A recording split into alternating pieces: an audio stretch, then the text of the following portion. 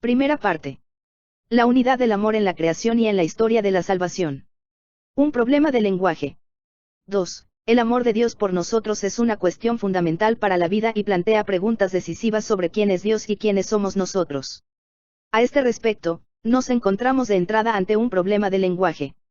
El término, amor, se ha convertido hoy en una de las palabras más utilizadas y también de las que más se abusa, a la cual damos acepciones totalmente diferentes. Aunque el tema de esta encíclica se concentra en la cuestión de la comprensión y la praxis del amor en la Sagrada Escritura y en la tradición de la Iglesia, no podemos hacer caso omiso del significado que tiene este vocablo en las diversas culturas y en el lenguaje actual. En primer lugar, recordemos el vasto campo semántico de la palabra, amor. Se habla de amor a la patria, de amor por la profesión o el trabajo, de amor entre amigos, entre padres e hijos, entre hermanos y familiares, del amor al prójimo y del amor a Dios. Sin embargo, en toda esta multiplicidad de significados destaca, como arquetipo por excelencia, el amor entre el hombre y la mujer, en el cual intervienen inseparablemente el cuerpo y el alma, y en el que se le abre al ser humano una promesa de felicidad que parece irresistible, en comparación del cual palidecen, a primera vista, todos los demás tipos de amor. Se plantea, entonces, la pregunta: ¿todas estas formas de amor se unifican al final, de algún modo, a pesar de la diversidad de sus manifestaciones, siendo en último término uno solo, o se trata más bien de una misma palabra que utilizamos para indicar realidades totalmente diferentes? Eros, y, agape, diferencia y unidad. 3. Los antiguos griegos dieron el nombre de eros al amor entre hombre y mujer, que no nace del pensamiento o la voluntad, sino que en cierto sentido se impone al ser humano. Digamos de antemano que el Antiguo Testamento griego usa solo 2 veces la palabra eros, mientras que el Nuevo Testamento nunca la emplea. De los 3 términos griegos relativos al amor, eros, filia, amor de amistad, y agape, los escritos neotestamentarios prefieren este último, que en el lenguaje griego estaba dejado de lado. El amor de amistad, filia, a su vez, es aceptado y profundizado en el Evangelio de Juan para expresar la relación entre Jesús y sus discípulos. Este relegar la palabra eros, junto con la nueva concepción del amor que se expresa con la palabra agape, denota sin duda algo esencial en la novedad del cristianismo, precisamente en su modo de entender el amor. En la crítica al cristianismo que se ha desarrollado con creciente radicalismo a partir de la Ilustración, esta novedad ha sido valorada de modo absolutamente negativo. El cristianismo, según Friedrich Nietzsche, habría dado de beber al eros un veneno, el cual, aunque no le llevó a la muerte, le hizo degenerar en vicio. El filósofo alemán expresó de este modo una apreciación muy difundida: la Iglesia, con sus preceptos y prohibiciones, ¿no convierte acaso en amargo lo más hermoso de la vida? ¿No pone quizás carteles de prohibición precisamente allí donde la alegría, predispuesta en nosotros por el Creador, nos ofrece una felicidad que nos hace pregustar algo de lo divino? 4. Pero, ¿es realmente así? El cristianismo ha destruido verdaderamente el eros. Recordemos el mundo precristiano. Los griegos, sin duda análogamente a otras culturas, consideraban el eros ante todo como un arrebato, una locura divina, que prevalece sobre la razón, que arranca al hombre de la limitación de su existencia y, en este quedar estremecido por una potencia divina, le hace experimentar la dicha más alta. De este modo, todas las demás potencias entre cielo y tierra parecen de segunda importancia. Omnia vincit amor, dice Virgilio en las Bucólicas, el amor todo lo vence, y añade, iti nos sedamus amori, rindámonos también nosotros al amor. En el campo de las religiones, esta actitud se ha plasmado en los cultos de la fertilidad, entre los que se encuentra la prostitución sagrada, que se daba en muchos templos. El eros se celebraba, pues, como fuerza divina, como comunión con la divinidad. A esta forma de religión que, como una fuerte tentación, contrasta con la fe en el único Dios, el Antiguo Testamento se opuso con máxima firmeza, combatiéndola como perversión de la religiosidad. No obstante, en modo alguno rechazó con ello el eros como tal, sino que declaró guerra a su desviación destructora, puesto que la falsa divinización del eros que se produce en esos casos lo priva de su dignidad divina y lo deshumaniza. En efecto, las prostitutas que en el templo debían proporcionar el arrobamiento de lo divino, no son tratadas como seres humanos y personas, sino que sirven solo como instrumentos para suscitar la locura divina. En realidad, no son diosas, sino personas humanas de las que se abusa. Por eso, el eros ebrio e indisciplinado no es elevación, éxtasis, hacia lo divino, sino caída, degradación del hombre.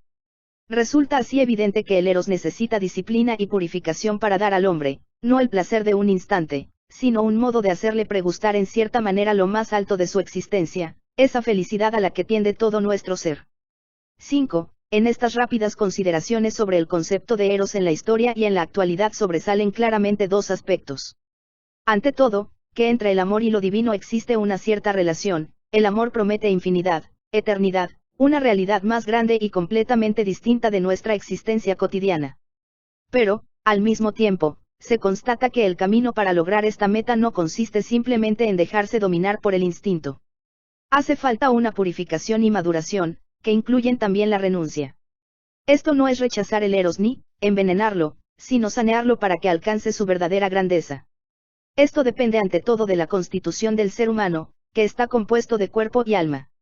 El hombre es realmente él mismo cuando cuerpo y alma forman una unidad íntima. El desafío del Eros puede considerarse superado cuando se logra esta unificación.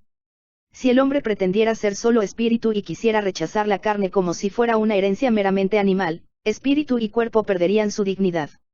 Si, por el contrario, repudia el espíritu y por tanto considera la materia, el cuerpo, como una realidad exclusiva, malogra igualmente su grandeza.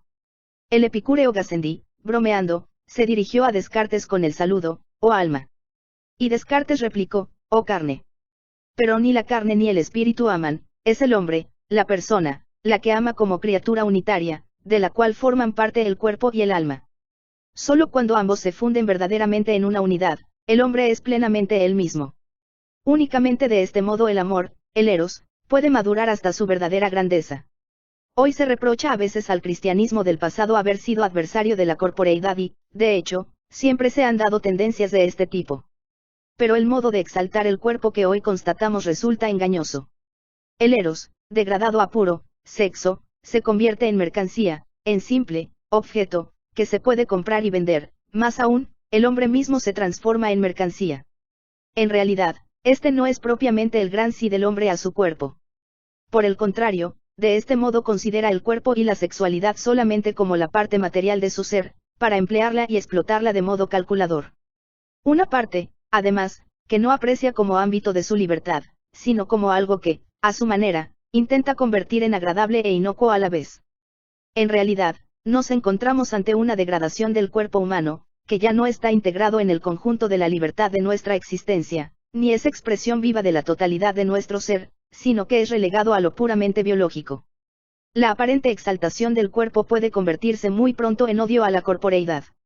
La fe cristiana, por el contrario, ha considerado siempre al hombre como uno en cuerpo y alma, en el cual espíritu y materia se compenetran recíprocamente, adquiriendo ambos, precisamente así, una nueva nobleza.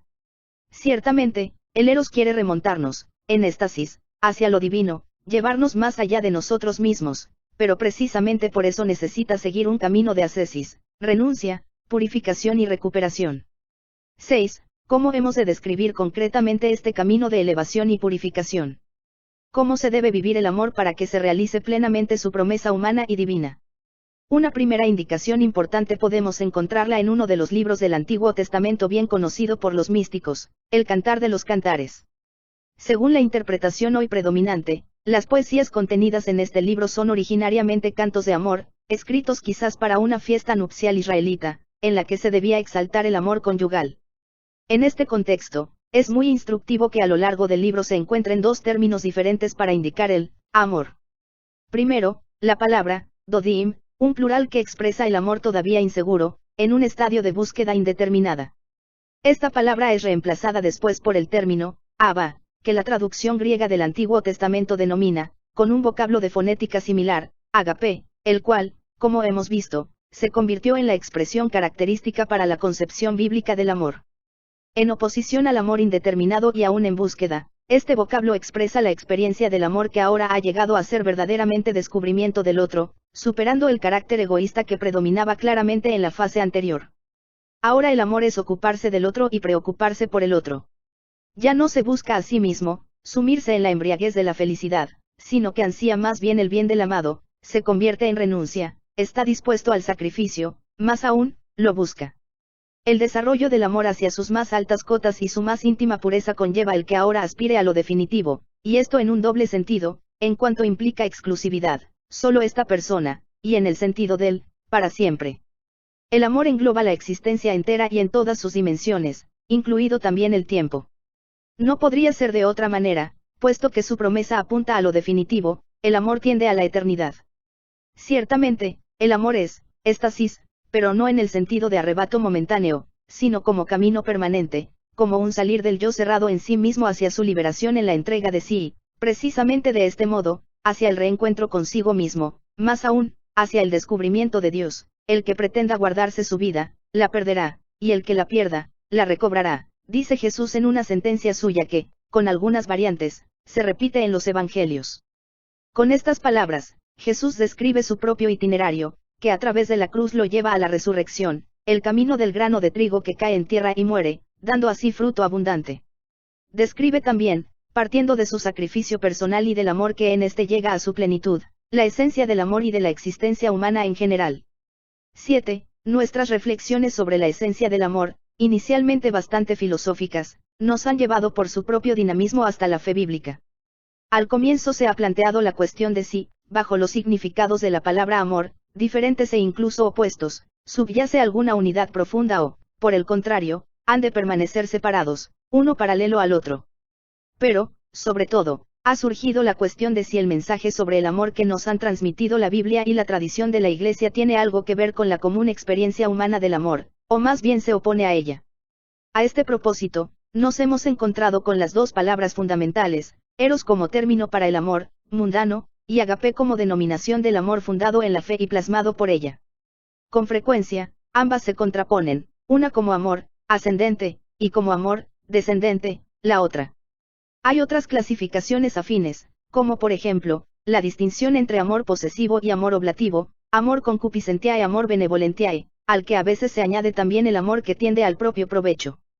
A menudo, en el debate filosófico y teológico, estas distinciones se han radicalizado hasta el punto de contraponerse entre sí. Lo típicamente cristiano sería el amor descendente, oblativo, el agape precisamente. La cultura no cristiana, por el contrario, sobre todo la griega, se caracterizaría por el amor ascendente, vehemente y posesivo, es decir, el eros.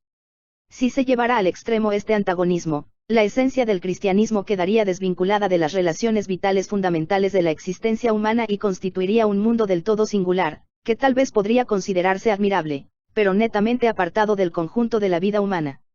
En realidad, eros y agape, amor ascendente y amor descendente, nunca llegan a separarse completamente. Cuanto más se encuentran ambos, aunque en diversa medida, la justa unidad en la única realidad del amor, tanto mejor se realiza la verdadera esencia del amor en general. Si bien el eros inicialmente es sobre todo vehemente, ascendente, fascinación por la gran promesa de felicidad, al aproximarse la persona al otro se planteará cada vez menos cuestiones sobre sí misma, para buscar cada vez más la felicidad del otro, se preocupará de él, se entregará y deseará ser para el otro. Así, el momento del agape se inserta en el eros inicial, de otro modo, se desvirtúa y pierde también su propia naturaleza. Por otro lado, el hombre tampoco puede vivir exclusivamente del amor oblativo, descendente. No puede dar únicamente y siempre, también debe recibir. Quien quiere dar amor, debe a su vez recibirlo como don. Es cierto, como nos dice el Señor, que el hombre puede convertirse en fuente de la que emanan ríos de agua viva. No obstante, para llegar a ser una fuente así, él mismo ha de beber siempre de nuevo de la primera y originaria fuente que es Jesucristo, de cuyo corazón traspasado brota el amor de Dios. En la narración de la escalera de Jacob, los padres han visto simbolizada de varias maneras esta relación inseparable entre ascenso y descenso, entre el eros que busca a Dios y el agape que transmite el don recibido. En este texto bíblico se relata cómo el patriarca Jacob, en sueños, vio una escalera apoyada en la piedra que le servía de cabezal, que llegaba hasta el cielo y por la cual subían y bajaban los ángeles de Dios. Impresiona particularmente la interpretación que da el Papa Gregorio Magno de esta visión en su regla pastoral. El pastor bueno, dice, debe estar anclado en la contemplación. En efecto, solo de este modo le será posible captar las necesidades de los demás en lo más profundo de su ser, para hacerlas suyas, perpietatis viscera inse infirmitatem caeterorum transferat. En este contexto, San Gregorio menciona a San Pablo, que fue arrebatado hasta el tercer cielo, hasta los más grandes misterios de Dios y, precisamente por eso, al descender, es capaz de hacerse todo para todos. También pone el ejemplo de Moisés, que entra y sale del tabernáculo, en diálogo con Dios, para poder de este modo, partiendo de él, estar a disposición de su pueblo. Dentro, del tabernáculo, se extasia en la contemplación; fuera, del tabernáculo, se ve apremiado por los asuntos de los afligidos, intus in contemplationem rapitur, foures infirmantium negoti surgetur. 8. Hemos encontrado, pues, una primera respuesta, todavía más bien genérica, a las dos preguntas formuladas antes. En el fondo, el amor es una única realidad, si bien con diversas dimensiones; según los casos, una u otra puede destacar más. Pero cuando las dos dimensiones se separan completamente una de otra, se produce una caricatura o, en todo caso, una forma mermada del amor. También hemos visto sintéticamente que la fe bíblica no construye un mundo paralelo o contrapuesto al fenómeno humano originario del amor, sino que asume a todo el hombre, interviniendo en su búsqueda de amor para purificarla, abriéndole al mismo tiempo nuevas dimensiones. Esta novedad de la fe bíblica se manifiesta sobre todo en dos puntos que merecen ser subrayados: la imagen de Dios y la imagen del hombre. La novedad de la fe bíblica. 9. Ante todo, está la nueva imagen de Dios. En las culturas que circundan el mundo de la Biblia, la imagen de Dios y de los dioses, al fin y al cabo, queda poco clara y es contradictoria en sí misma. En el camino de la fe bíblica, por el contrario, resulta cada vez más claro y unívoco lo que se resume en las palabras de la oración fundamental de Israel: las Shime, escucha, Israel, el Señor, nuestro Dios, es solamente uno. Existe un solo Dios, que es el creador del cielo y de la tierra y, por tanto, también es el Dios de todos los hombres. En esta puntualización hay dos elementos singulares: que realmente todos los otros dioses no son Dios y que toda la realidad en la que vivimos se remite a Dios, es creación suya. Ciertamente, la idea de una creación existe también en otros lugares, pero solo aquí queda absolutamente claro que no se trata de un Dios cualquiera, sino que el único Dios verdadero, él mismo, es el autor de toda la realidad. Esta proviene del poder de su palabra creadora. Lo cual significa que estima a esta criatura, precisamente porque ha sido él quien la ha querido, quien la ha hecho. Y así se pone de manifiesto el segundo elemento importante: este Dios ama al hombre. La potencia divina a la cual Aristóteles, en la cumbre de la filosofía griega, trató de llegar a través de la reflexión, es ciertamente objeto de deseo y amor por parte de todo ser; como realidad amada, esta divinidad mueve el mundo, pero ella misma no necesita nada y no ama, solo es amada. El Dios único en el que cree Israel, sin embargo, ama personalmente. Su amor, además, es un amor de predilección; entre todos los pueblos, él escoge a Israel y lo ama, aunque con el objeto de salvar precisamente de este modo a toda la humanidad. Él ama, y este amor suyo puede ser calificado sin duda como eros que, no obstante, es también totalmente agape. Los profetas Oseas y Ezequiel, sobre todo, han descrito esta pasión de Dios por su pueblo con imágenes eróticas audaces. La relación de Dios con Israel es ilustrada con la metáfora del noviazgo y del matrimonio; por consiguiente, la idolatría es adulterio y prostitución. Con eso se alude concretamente, como hemos visto, a los ritos de la fertilidad con su abuso del eros, pero al mismo tiempo se describe la relación de fidelidad entre Israel y su Dios. La historia de amor de Dios con Israel consiste, en el fondo, en que Él le da la Tore, es decir, abre los ojos de Israel sobre la verdadera naturaleza del hombre y le indica el camino del verdadero humanismo. Esta historia consiste en que el hombre, viviendo en fidelidad al único Dios, se experimenta a sí mismo como quien es amado por Dios y descubre la alegría en la verdad y en la justicia, la alegría en Dios que se convierte en su felicidad esencial: no te tengo a ti en el cielo, y contigo, ¿qué me importa la tierra? Para mí lo bueno es estar junto a Dios. 10. El eros de Dios para con el hombre, como hemos dicho, es a la vez agape. No solo porque se da del todo gratuitamente, sin ningún mérito anterior, sino también porque es amor que perdona. Oseas, de modo particular, nos muestra la dimensión del agape en el amor de Dios por el hombre, que va mucho más allá de la gratuidad. Israel ha cometido adulterio, ha roto la alianza; Dios debería juzgarlo y repudiarlo. Pero precisamente en esto se revela que Dios es Dios y no hombre. ¿Cómo voy a dejarte, Efraín? ¿Cómo entregarte, Israel? Se me revuelve el corazón, se me conmueven las entrañas. No cederé al ardor de mi cólera, no volveré a destruir a Efraín, que yo soy Dios y no hombre, santo en medio de ti. El amor apasionado de Dios por su pueblo, por el hombre, es a la vez un amor que perdona. Un amor tan grande que pone a Dios contra sí mismo, su amor contra su justicia. El cristiano ve perfilarse ya en esto, veladamente, el misterio de la cruz. Dios ama tanto al hombre que, haciéndose hombre él mismo, lo acompaña incluso en la muerte y, de este modo, reconcilia la justicia y el amor. El aspecto filosófico e histórico religioso que se ha de subrayar en esta visión de la Biblia es que, por un lado, nos encontramos ante una imagen estrictamente metafísica de Dios. Dios es en absoluto la fuente originaria de cada ser, pero este principio creativo de todas las cosas, el Logos, la razón primordial, es al mismo tiempo un amante con toda la pasión de un verdadero amor. Así, el Eros es sumamente ennoblecido, pero también tan purificado que se funde con el agape. Por eso podemos comprender que la recepción del Cantar de los Cantares en el canon de la Sagrada Escritura se haya justificado muy pronto, porque el sentido de sus cantos de amor describen en el fondo la relación de Dios con el hombre y del hombre con Dios. De este modo, tanto en la literatura cristiana como en la judía, el Cantar de los Cantares se ha convertido en una fuente de conocimiento y de experiencia mística, en la cual se expresa la esencia de la fe bíblica. Se da ciertamente una unificación del hombre con Dios, sueño originario del hombre, pero esta unificación no es un fundirse juntos, un hundirse en el océano anónimo del divino, es una unidad que crea amor, en la que ambos, Dios y el hombre, siguen siendo ellos mismos y, sin embargo, se convierten en una sola cosa. El que se une al Señor, es un espíritu con Él, dice San Pablo. 11. La primera novedad de la fe bíblica, como hemos visto, consiste en la imagen de Dios. La segunda, relacionada esencialmente con ella, la encontramos en la imagen del hombre.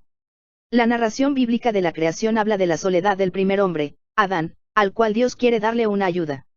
Ninguna de las otras criaturas puede ser esa ayuda que el hombre necesita, por más que él haya dado nombre a todas las bestias salvajes y a todos los pájaros, incorporándolos así a su entorno vital. Entonces Dios, de una costilla del hombre, forma a la mujer. Ahora Adán encuentra la ayuda que precisa, esta sí que es hueso de mis huesos y carne de mi carne. En el trasfondo de esta narración se pueden considerar concepciones como la que aparece también, por ejemplo, en el mito relatado por Platón, según el cual el hombre era originariamente esférico, porque era completo en sí mismo y autosuficiente. Pero, en castigo por su soberbia, fue dividido en dos por Zeus, de manera que ahora anhela siempre su otra mitad y está en camino hacia ella para recobrar su integridad. En la narración bíblica no se habla de castigo, pero sí aparece la idea de que el hombre es de algún modo incompleto, constitutivamente en camino para encontrar en el otro la parte complementaria para su integridad, es decir, la idea de que solo en la comunión con el otro sexo puede considerarse completo. Así, pues, el pasaje bíblico concluye con una profecía sobre Adán: por eso abandonará el hombre a su padre y a su madre, se unirá a su mujer y serán los dos una sola carne. En esta profecía hay dos aspectos importantes. El Eros está como enraizado en la naturaleza misma del hombre. Adán se pone a buscar y abandona a su padre y a su madre, para unirse a su mujer. Solo ambos conjuntamente representan a la humanidad completa, se convierten en una sola carne. No menor importancia reviste el segundo aspecto. En una perspectiva fundada en la creación, el Eros orienta al hombre hacia el matrimonio, un vínculo marcado por su carácter único y definitivo. Así, y solo así, se realiza su destino íntimo. A la imagen del Dios monoteísta corresponde el matrimonio monógamo. El matrimonio basado en un amor exclusivo y definitivo se convierte en el icono de la relación de Dios con su pueblo y, viceversa, el modo de amar de Dios se convierte en la medida del amor humano. Esta estrecha relación entre Eros y matrimonio que presenta la Biblia no tiene prácticamente paralelo alguno en la literatura fuera de ella. Jesucristo, el amor de Dios encarnado. 12. Aunque hasta ahora hemos hablado principalmente del Antiguo Testamento, ya se ha dejado entrever la íntima compenetración de los dos testamentos como única escritura de la fe cristiana. La verdadera originalidad del Nuevo Testamento no consiste en nuevas ideas, sino en la figura misma de Cristo, que da carne y sangre a los conceptos, un realismo inaudito. Tampoco en el Antiguo Testamento la novedad bíblica consiste simplemente en nociones abstractas, sino en la actuación imprevisible y, en cierto sentido inaudita, de Dios. Este actuar de Dios adquiere ahora su forma dramática, puesto que, en Jesucristo, el propio Dios va tras la oveja perdida, la humanidad doliente y extraviada. Cuando Jesús habla en sus parábolas del pastor que va tras la oveja descarriada, de la mujer que busca el dracma, del padre que sale al encuentro del hijo pródigo y lo abraza, no se trata solo de meras palabras, sino que es la explicación de su propio ser y actuar. En su muerte en la cruz se realiza ese ponerse Dios contra sí mismo, al entregarse para dar nueva vida al hombre y salvarlo. Esto es amor en su forma más radical. Poner la mirada en el costado traspasado de Cristo, del que habla Juan, ayuda a comprender lo que ha sido el punto de partida de esta carta encíclica: Dios es amor. Es allí, en la cruz, donde puede contemplarse esta verdad. Y a partir de allí se debe definir ahora qué es el amor. Y, desde esa mirada, el cristiano encuentra la orientación de su vivir y de su amar. 13. Jesús ha perpetuado este acto de entrega mediante la institución de la Eucaristía durante la última cena. Ya en aquella hora, Él anticipa su muerte y resurrección, dándose a sí mismo a sus discípulos en el pan y en el vino, su cuerpo y su sangre como nuevo maná. Si el mundo antiguo había soñado que, en el fondo, el verdadero alimento del hombre, aquello por lo que el hombre vive, era el Logos, la sabiduría eterna, ahora este Logos se ha hecho para nosotros verdadera comida, como amor. La Eucaristía nos adentra en el acto oblativo de Jesús. No recibimos solamente de modo pasivo el Logos encarnado, sino que nos implicamos en la dinámica de su entrega. La imagen de las nupcias entre Dios e Israel se hace realidad de un modo antes inconcebible, lo que antes era estar frente a Dios, se transforma ahora en unión por la participación en la entrega de Jesús, en su cuerpo y su sangre.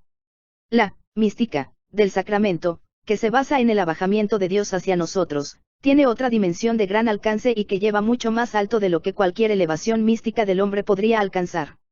14. Pero ahora se ha de prestar atención a otro aspecto, la mística del sacramento tiene un carácter social, porque en la comunión sacramental yo quedo unido al Señor como todos los demás que comulgan, el pan es uno, y así nosotros, aunque somos muchos, formamos un solo cuerpo, porque comemos todos del mismo pan, dice San Pablo.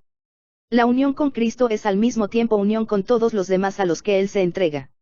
No puedo tener a Cristo solo para mí, únicamente puedo pertenecerle en unión con todos los que son suyos o lo serán.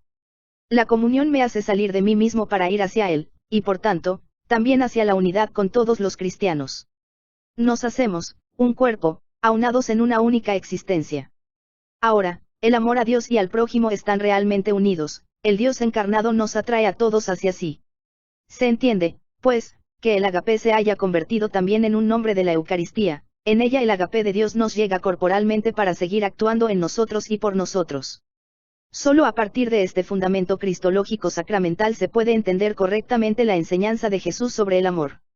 El paso desde la ley y los profetas al doble mandamiento del amor de Dios y del prójimo, el hacer derivar de este precepto toda la existencia de fe, no es simplemente moral, que podría darse autónomamente, paralelamente a la fe en Cristo y a su actualización en el sacramento, fe, culto y etos se compenetran recíprocamente como una sola realidad, que se configura en el encuentro con el agape de Dios. Así, la contraposición usual entre culto y ética simplemente desaparece.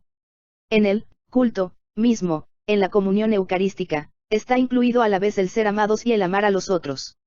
Una Eucaristía que no comporte un ejercicio práctico del amor es fragmentaria en sí misma.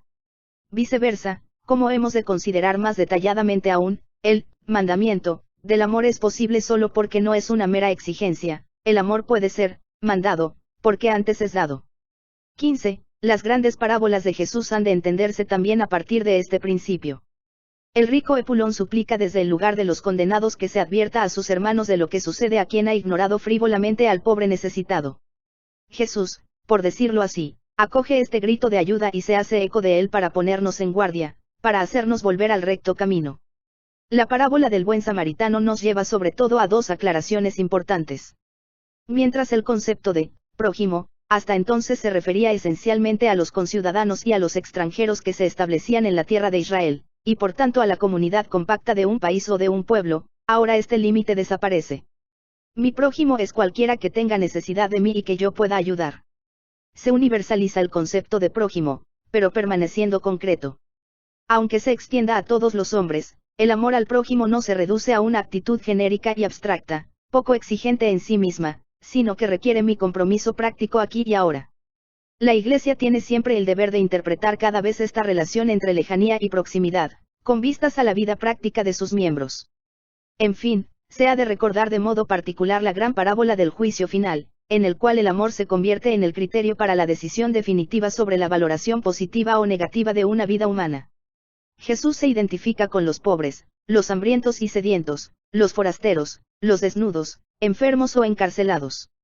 Cada vez que lo hicisteis con uno de estos mis humildes hermanos, conmigo lo hicisteis. Amor a Dios y amor al prójimo se funden entre sí, en el más humilde encontramos a Jesús mismo y en Jesús encontramos a Dios. Amor a Dios y amor al prójimo. 16. Después de haber reflexionado sobre la esencia del amor y su significado en la fe bíblica, queda aún una doble cuestión sobre cómo podemos vivirlo. ¿Es realmente posible amar a Dios aunque no se le vea? Y, por otro lado, se puede mandar el amor? En estas preguntas se manifiestan dos objeciones contra el doble mandamiento del amor. Nadie ha visto a Dios jamás, ¿cómo podremos amarlo? Y además, el amor no se puede mandar, a fin de cuentas es un sentimiento que puede tenerse o no, pero que no puede ser creado por la voluntad. La Escritura parece respaldar la primera objeción cuando afirma, si alguno dice, amo a Dios, y aborrece a su hermano, es un mentiroso, pues quien no ama a su hermano, a quien ve, no puede amar a Dios, a quien no ve. Pero este texto en modo alguno excluye el amor a Dios, como si fuera un imposible, por el contrario, en todo el contexto de la primera carta de Juan apenas citada, el amor a Dios es exigido explícitamente. Lo que se subraya es la inseparable relación entre amor a Dios y amor al prójimo. Ambos están tan estrechamente entrelazados, que la afirmación de amar a Dios es en realidad una mentira si el hombre se cierra al prójimo o incluso lo odia. El versículo de Juan se ha de interpretar más bien en el sentido de que el amor del prójimo es un camino para encontrar también a Dios, y que cerrar los ojos ante el prójimo nos convierte también en ciegos ante Dios. 17. En efecto, nadie ha visto a Dios tal como es en sí mismo. Y, sin embargo, Dios no es del todo invisible para nosotros, no ha quedado fuera de nuestro alcance. Dios nos ha amado primero, dice la citada carta de Juan, y este amor de Dios ha aparecido entre nosotros, se ha hecho visible, pues, Dios envió al mundo a su Hijo único para que vivamos por medio de él. Dios se ha hecho visible, en Jesús podemos ver al Padre. De hecho, Dios es visible de muchas maneras. En la historia de amor que nos narra la Biblia, Él sale a nuestro encuentro, trata de atraernos, llegando hasta la última cena, hasta el corazón traspasado en la cruz, hasta las apariciones del resucitado y las grandes obras mediante las que Él, por la acción de los apóstoles, ha guiado el caminar de la Iglesia naciente. El Señor tampoco ha estado ausente en la historia sucesiva de la Iglesia, siempre viene a nuestro encuentro a través de los hombres en los que Él se refleja, mediante su palabra, en los sacramentos, especialmente la Eucaristía. En la liturgia de la Iglesia, en su oración, en la comunidad viva de los creyentes, experimentamos el amor de Dios, percibimos su presencia y, de este modo, aprendemos también a reconocerla en nuestra vida cotidiana. Él nos ha amado primero y sigue amándonos primero, por eso, nosotros podemos corresponder también con el amor. Dios no nos impone un sentimiento que no podamos suscitar en nosotros mismos. Él nos ama y nos hace ver y experimentar su amor, y antes, de Dios puede nacer también en nosotros el amor como respuesta. En el desarrollo de este encuentro se muestra también claramente que el amor no es solamente un sentimiento. Los sentimientos van y vienen. Pueden ser una maravillosa chispa inicial, pero no son la totalidad del amor. Al principio hemos hablado del proceso de purificación y maduración mediante el cual el eros llega a ser totalmente él mismo y se convierte en amor en el pleno sentido de la palabra. Es propio de la madurez del amor que abarque todas las potencialidades del hombre e incluya, por así decir, al hombre en su integridad. El encuentro con las manifestaciones visibles del amor de Dios puede suscitar en nosotros el sentimiento de alegría, que nace de la experiencia de ser amados. Pero dicho encuentro implica también nuestra voluntad y nuestro entendimiento. El reconocimiento del Dios viviente es una vía hacia el amor, y el sí de nuestra voluntad a la suya abarca entendimiento, voluntad y sentimiento en el acto único del amor. No obstante, este es un proceso que siempre está en camino, el amor nunca se da por concluido y completado, se transforma en el curso de la vida, madura y, precisamente por ello, permanece fiel a sí mismo. Aidem belle, aidem nal, querer lo mismo y rechazar lo mismo, es lo que los antiguos han reconocido como el auténtico contenido del amor, hacerse uno semejante al otro, que lleva a un pensar y desear común.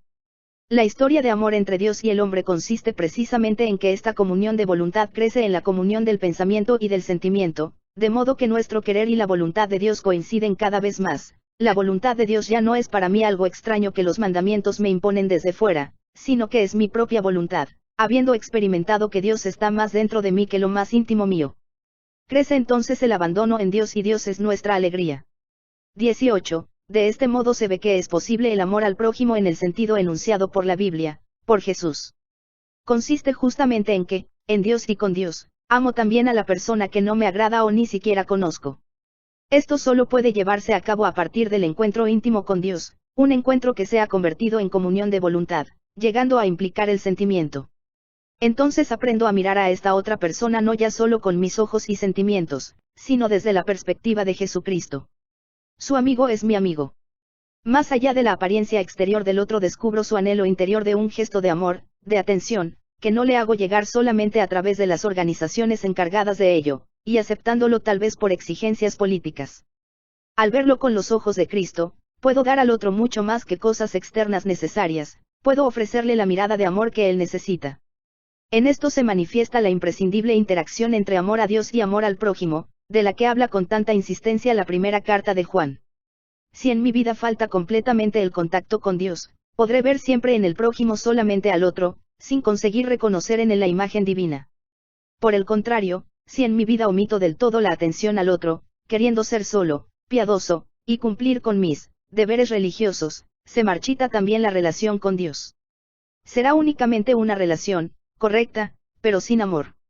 Solo mi disponibilidad para ayudar al prójimo, para manifestarle amor, me hace sensible también ante Dios. Solo el servicio al prójimo abre mis ojos a lo que Dios hace por mí y a lo mucho que me ama.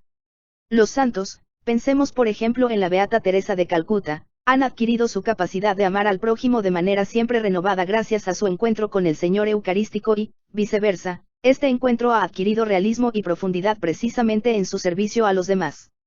Amor a Dios y amor al prójimo son inseparables, son un único mandamiento. Pero ambos viven del amor que viene de Dios, que nos ha amado primero. Así, pues, no se trata ya de un mandamiento externo que nos impone lo imposible, sino de una experiencia de amor nacida desde dentro, un amor que por su propia naturaleza ha de ser ulteriormente comunicado a otros. El amor crece a través del amor. El amor es divino, porque proviene de Dios y a Dios nos une y, mediante este proceso unificador, nos transforma en un nosotros, que supera nuestras divisiones y nos convierte en una sola cosa, hasta que al final Dios sea todo para todos.